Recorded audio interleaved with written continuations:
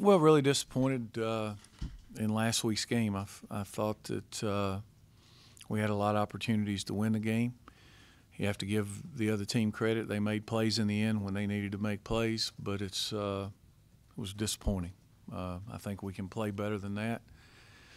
And it's our job as coaches to make sure that we do. So this week we've got a bigger challenge probably, or a huge challenge. Virginia Tech is historically has a really good program, no different this year. Got some really good players, and I think they come in here at 7-2 and ranked, and it's a game we need to win. So it's hopefully we'll play better. And I think they're good. I would agree. It'd be important that we improve drastically in those two areas. I mean, I thought that we did okay on punts. We didn't have a great day punting the ball at Virginia. He's been really good all year. It wasn't one of his better days, but the kickoff coverage was abysmal. I mean, call it what it was. It was pretty bad. More questions for Coach Jones? Paul, is there anything that can be taken from last year when you had the 3-game losing streak and you kind of turned everything around, won 5 of your last 6 regular season games in a bowl? I mean, proof is in the pudding that, hey, we can be at a low point and bounce and make something substantial out of your season still. I think every game's different. I mean, we've lost to 2 teams that will probably be ranked in the top 6. The last game we lost was disappointing. And the first game we lost was really disappointing. We had a chance to win all 3. I mean, we could be woulda, shoulda, coulda, and nobody cares. But, you could make a case that we should be sitting here 7-1 and ranked 2, but we're not. We didn't make the plays. So nobody feels sorry for you. You just got to pick yourself up by the bootstraps and play better. I don't think last year has anything to do with this year. Every season's different. No, it's everybody.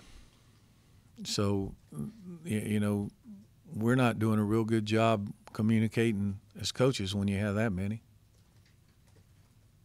It's frustrating. A lot of it's basic stuff. How did Bruce Jordan-Swilling perform, do you think, on I think he was real productive. He made he had a lot of tackles. He had an interception for a touchdown, a caused fumble, recovered fumble. At times being a guy that hadn't played much, he gets overwhelmed and might get lined up wrong. But he was real productive. I mean, I was proud for him. I thought he did well for a guy that hadn't, didn't have a lot of experience. Is there any hope of trying to schedule a 12th game to make up for? We've talked about it some. I don't know where that would be. That would be up to I can't think of his name.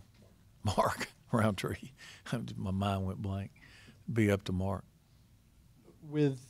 If that's not possible, would at least 5 wins, do you think y'all could appeal to get into a bowl? I think we'd be eligible. We've got a high APR. Just depends. Let's try not to have that scenario if we can help it. Paul,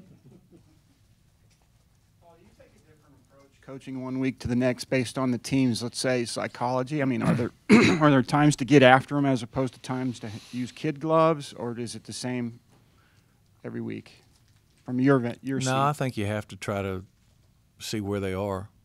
But I'm to a point where they need to be accountable. Everybody's accountable. I'm ultimately accountable, and it flows downhill. So with responsibilities, with assignments, with schemes, with whatever, we're all accountable. And that's what my job is to make sure it all comes back to me. And I got that. But, everybody has to do their part. And you adjust accordingly. I'm frustrated. I'm sure they're frustrated. So am I. So it's an even match. So, you know, we'll go out to practice and hopefully have a good plan. I got up and came in early this morning. We had a really good plan last week. You watch the tape. I mean, there's no reason we shouldn't have done better in that game than what we did. How do you keep that frustration from spilling over through your players from having mental mistakes or overcompensating somewhere during the game? I don't know. As a head coach, I have not as much direct contact with them as the assistants do. But I would be doing them a disservice if I didn't voice my displeasure when things aren't well. And I think they know me well enough to know that I don't let too much stuff go like that. I'm going to call it out if it's bad. And if you can't take that, then you're probably not going to make it. But that's life, isn't it? I mean, if you don't learn to deal with a little bit of adversity, you're not going to make it very far. You know, obviously every time you have a major shift over at quarterback, you don't have a lot of time necessarily to groom a guy like Taquan. There's going to be growing pains and stuff. I guess kind of how are you seeing him adjust to that in terms of keeping his confidence level high and being able to make his reads and do the things he needs to do? Well, I think Taquan's been really good in the running game. And, you know, he's had the unfortunate misfortune of all three games that we've had to really throw the ball or come from behind have been in less than ideal weather conditions. And I think we can do better there. I think he'd be the first guy to tell you that. But I also realized that, you know, it wasn't the easiest conditions. But he's done well. He's one of our best players. I'm glad he's on our team. You know, Bud Foster they always have a lot of cats on defense. And it seems like the two inside guys are pretty dominant, and they're about as good as they've been most times on defense. What do you see looking at Virginia Tech? They're good. They got good players. Bud does a good job. I think they're giving up 13 points a game. They're leading the conference in total defense. They're always really good defensively. They create a lot of negative plays. I think the thing that's as impressive to me as anything when you watch them play is there's very few things that go uncontested. You know, even short passes or whatever. Sometimes with zone coverage, other teams they don't give you anything. I mean, they're like in your face right from the start and going full bore. So, and it doesn't matter who they play. They don't just do that against us. They do it against teams that throw it 60 times. They do it against, and so, you know, once in a while they'll get hit with some big plays. But they also create a bunch of plays. You know, you look at the last game, Miami hit them for some big plays, but they also picked them off 3 times. You know, so it's kind of tit for tat. They give as good as they get sometimes. You've kind of said that you kind of enjoy facing Coach Foster, and kind of there's a little bit of a chess match in terms of you guys trying to fill each other out with counter move, counter move kind of thing. Is that something as a play caller that you kind of enjoy when a guy when you're going against someone that's very good at kind of countering what you come up with? Well, I think it makes it a challenge, and he definitely is a challenging guy. I mean, it's like we were talking this morning, and the things that you have success with one year, you can count on they're going to be taken away the next. So it's like you figure how they're going to counter. So you go in, and then it's like any game. You have to be able to adjust on the fly, and if you can't adjust on the fly, you get behind the 8 ball. And sometimes you can have the right adjustments or the best adjustments you can, but physical superiority cancels all theory sometimes. So it's like you just, you know, continue. But, yeah, it's a challenge playing against them. They're going to have a good plan. They always do.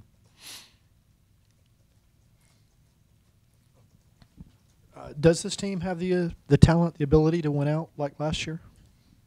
Sure, if we play well. I mean, any team's got the ability to win out. I mean, that's why you play the game. What would you expect me to say to that? No. I mean, you could kind of answered your own question there, right? But I can't quote myself. All right. Offensively, a lot of new pieces for Virginia Tech, but Josh Jackson, the quarterback, it seems like a tough cat, and they have good weapons at the receiver and some different running backs. Yeah, they started out balls of fire, and but he's played well. I think you know, he knows what they want to do. He's a good run pass guy. They've got the Phillips kid, who's probably a next level receiver. McMillan's played a lot at running back, so they've got got some guys. You look at the offensive line. 3 of them I recognize as being starters for a while. So it's they've got some pieces, and they handle him really well, and they're really good on special teams, and they're really good on defense. So they don't have to score every time. They can take some time and give him some opportunities to do things, and I think that he's a really tough kid. You can tell he comes from a football background. I mean, that kid, I got a lot of respect for him. He took some kind of beating in that last game now, and he got up every time and kept coming back. So you know he is a tough guy. There's no question about his toughness. In terms of your own defense, kind of what would you like to see kind of improve this week? It seems like you got quick pass a little bit in the last game. In terms of getting pass rush, are those things that you want to see? Well, it's kind of the same stuff. I mean, we need to be we struggle with tackles for loss. We struggle with sacks. We struggle with negative plays and turnovers. We're better on third downs than we've been in a while. And up until last week, we had been better on giving up big plays. But I think it's hard this day and age to play defense if you don't get negative plays. You got to get some sacks, and you got to get some negative plays. Otherwise, it's hard.